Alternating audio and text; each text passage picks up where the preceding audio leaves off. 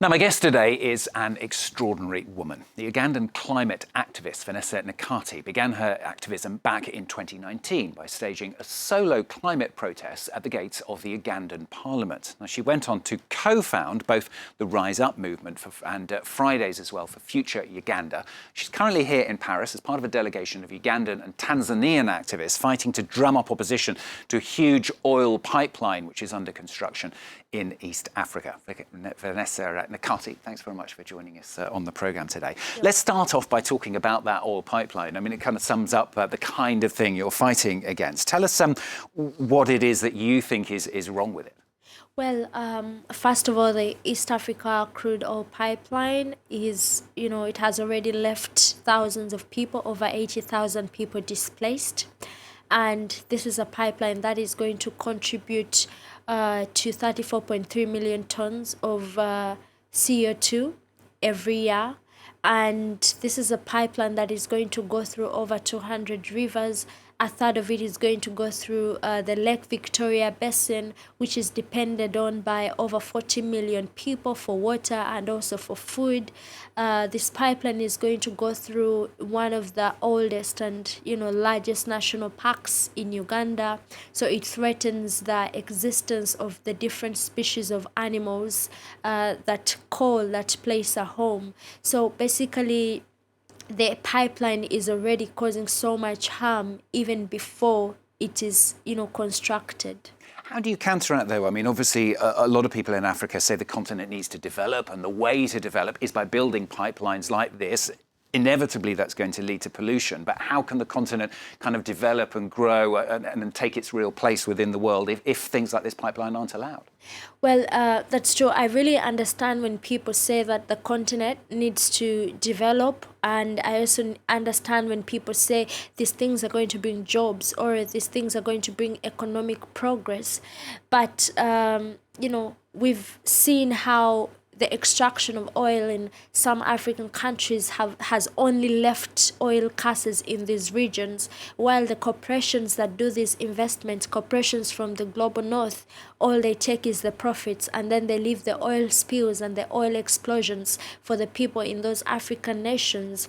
And the other thing, we've seen how much damage the fossil fuel industry has done to the planet and also to the people, and we cannot allow to develop in that same pattern. There is still a way to lift people out of poverty. There is still a way to have good transportation, energy, but in a more sustainable way. There is a need to transition to renewable energy, but projects like ECOP, they actually push African nations on the sidelines of a just transition as European countries or global north countries are transitioning and fixing their nations. They are actually dumping and transferring their emissions to nations like ours. Yeah, you talk about global companies. 24th of March, 2 days' time, Total is publishing a report, isn't it, on its company's strategy to try and achieve carbon neutrality. You're not very hopeful for what's going to come out in that report, are you? Well, Total says it's going to go net zero by 2050, but it's still allowing for more decades of environmental destruction. That is not climate leadership. That is not climate action, and that is not climate justice.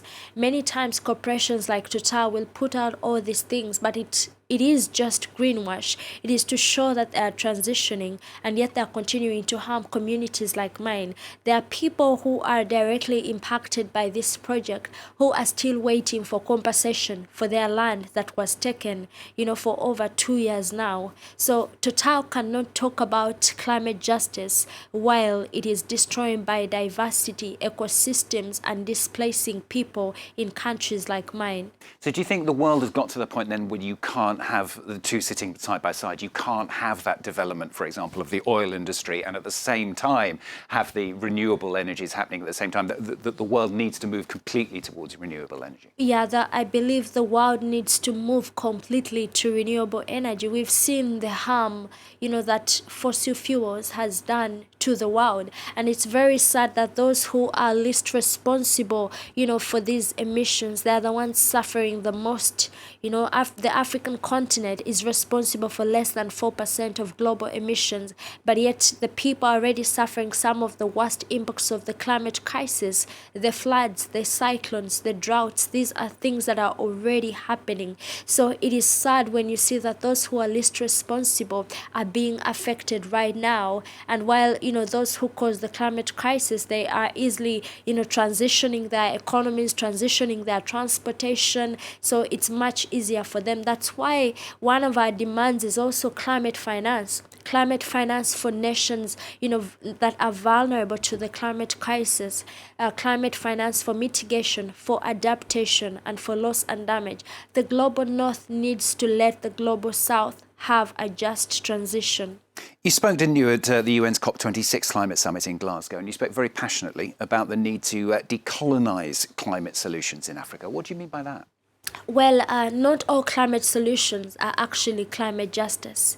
I could give some examples. Many times we hear, corporations talk about tree planting campaigns or reforestation and afforestation campaigns. But sometimes these campaigns mean that a certain indigenous community is going to lose their land.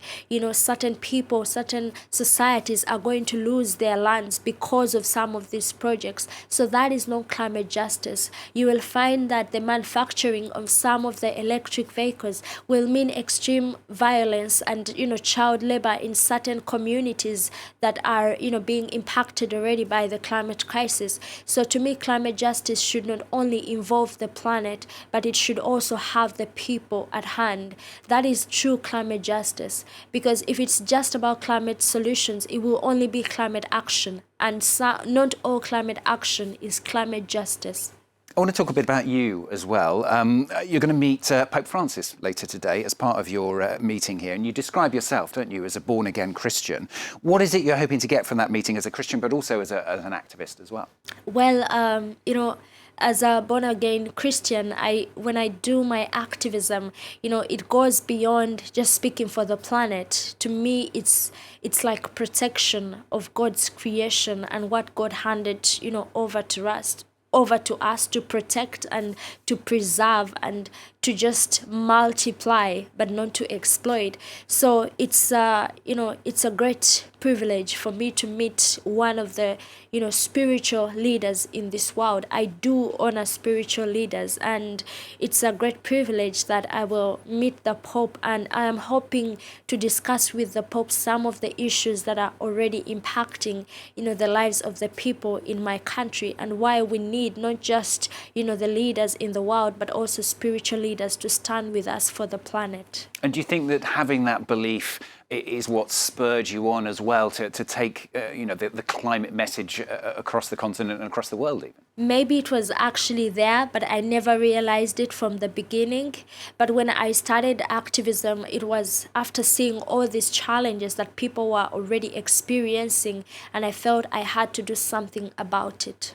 One thing that comes up a lot, often said, you're often dubbed the African Greta Thunberg. How do you feel about that? Because on the one hand, it identifies you for people who don't know you, but on the other hand, it must be slightly irritating, I suppose.